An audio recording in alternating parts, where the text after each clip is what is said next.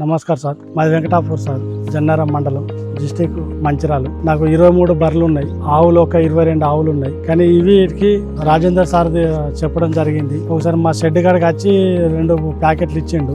మీరు మంచిగా ఇట్లా అనిపిస్తే ఇట్లా ఇవి వాడండి సార్ అన్నాడు.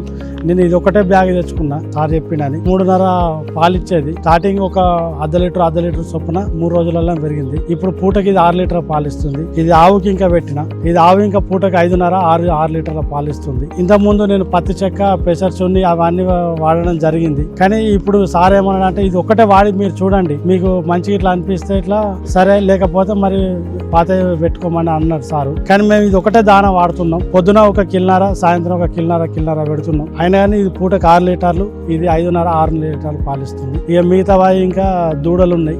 అవిటికి ఇంకా అర్ధ కిలో కొంచెం అలవాటు చేయండి సార్, మంచిగా ఉంటాయి సార్ అన్నాడు. అవిటికి ఇంకా నేను పెట్టడం జరిగింది. కానీ ఇది చాలా బాగుంది సార్. మనం ఈ తవుడు, ఈ పత్తి చెక్క, పెసర్స్ అవన్నీ తెచ్చుకున్న వల్ల మన టైం బాగా వేస్ట్ అవుతుంది. ఇది ఒక్క బస్తా తీసుకొచ్చుకొని పెట్టుకుంటే ఎంత మంచిగా సెట్టింగ్ అయిపోయింది. పాలు అయితే మంచిగా వస్తున్నాయి సార్. ఇది రిజల్ట్ మంచిగా వచ్చింది. మీరు ఇంకా వాడండి. పాలకు మళ్ళీ చిక్కదనం మంచిగా ఉన్నది. ఇంత ముందు తవుడు అవి వేరే పెట్టినప్పుడు 35-36 రూపాయలు లీటర్ చొప్పున పడేది. కానీ ఈ రోజున 65 రూపాయలు 70 రూపాయల దాకా పడుతున్నాయి. 1 లీటర్ చొప్పున ఫ్యాడ్ మంచిగా వస్తున్నది.